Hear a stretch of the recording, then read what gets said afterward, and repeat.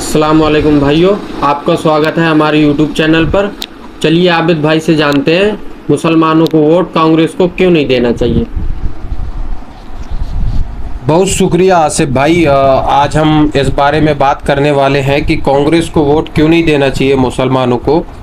तो अब मैं यहाँ से जो बातें बोलने वाला हूँ वो बातें बड़े गौर से सुनने वाली हैं।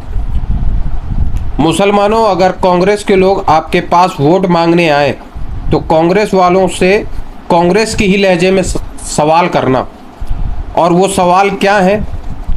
उनसे सवाल करना, तुम्हारी हुकूमत में मुसलमानों का कत्लेआम हुआ, बाबरी मस्जिद का ताला खुलवाया कांग्रेस ने, बाबरी मस्जिद शहीद करवाई कांग्रेस ने, कांग्रेस की ही कार्यकाल में नासिर जुनैद की हत्या हुई और कांग्रेस की ही केंद्र में सरकार थी जब 2002 में गुजरात में दंगे हुए, कांग्रेस की ही केंद्र में सरकार थी जब मुजफ्फरनगर कत्लेआम हुआ, कांग्रेस की ही सरकार थी मुरादाबाद ईदगाह मुसलमानों का नरसंहार किया गया। मुरादाबाद ईदगाह के बारे में मुसलमान भूल गए हैं, लेकिन ये सवाल भी कांग्रेस से करना मेरे भाइयों कि मुसलमानों का मुरादाबाद ईदगाह में जो नरसंहार हुआ उसमें भी कांग्रेस की ही सरकार थी। कांग्रेस की ही सरकार थी। भागलपुर राइट्स हुए, भागलपुर के जो दंगे हुए थे उसमें भी कांग्रेस की ही सरकार थी। कांग्रेस की सरकार में ज़्यादा से ज़्यादा मुसलमानों का कत्लेआम हुआ है। कांग्रेस ने आखिर मुसलमानों पर क्यों इतना जुल्म और जबर किया है? जब आपसे कांग्रेस वाले वोट मांगने आए तो उनसे ये सवाल ज़रूर करना, आखिर क्या वजह रही कि हमने वोट भी दिया और हमारे ऊपर जुल्म और जबर भी किया गया।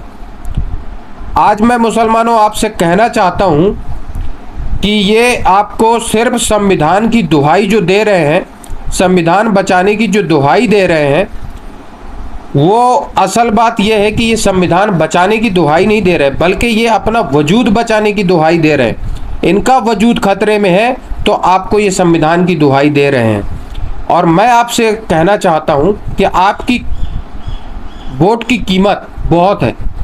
आपका कीमती वोट ये लोग लेंगे और फिर आपके ऊपर जुल्म और जबर करेंगे। और मुझे जो आपसे ख़ास बात कहनी है वो ये है कि आज मुसलमानों संविधान खतरे में नहीं है, आपका वजूद खतरे में है, आपकी सियासी जमात खतरे में है। अगर आज आप उठ खड़े नहीं हुए तो आपको ये कांग्रेस वाले अपाहिज बना देंगे, आपकी सियासी ताकत ख़त्म कर देंगे, सिर्फ और सिर्फ आपको लाचार बना देंगे। हिंदुस्तान में आपका कोई नाम लेवा नहीं होगा। इसलिए मेरी आपसे ये खासकर अपील है, मेरे सभी व्यूअर्स से ये अपील है और सभी मुसलमानों से ये अपील है कि मेरे भाइयों, मेरे मुसलमान भाइयों, हर एक कलमा पढ़ने वाला आपका भाई है। मेरी आपसे ये अपील है कि आप अपनी सियासी जमात को मजबूत करो, आप अपनी सियासी रहनुमाओं, अपनी सियासी क़यादत को मजबूत करो।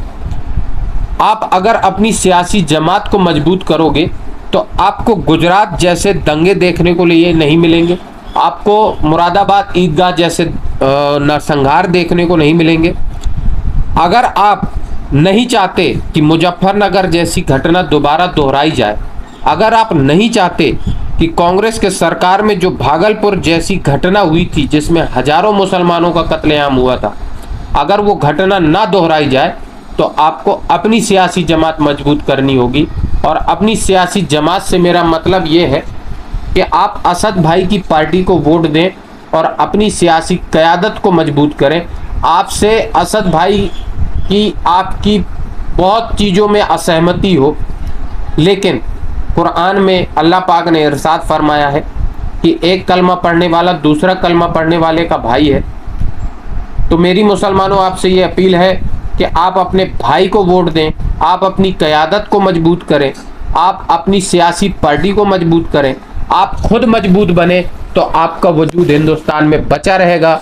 अगर आप अपनी सियासत खुद नहीं करेंगे, आप खुद मजबूत नहीं बनेंगे तो आपका वजूद हिंदुस्तान में ख़त्म करने के फिराक में है ये कांग्रेसी, और आपका वजूद ख़त्म करना चाहते हैं।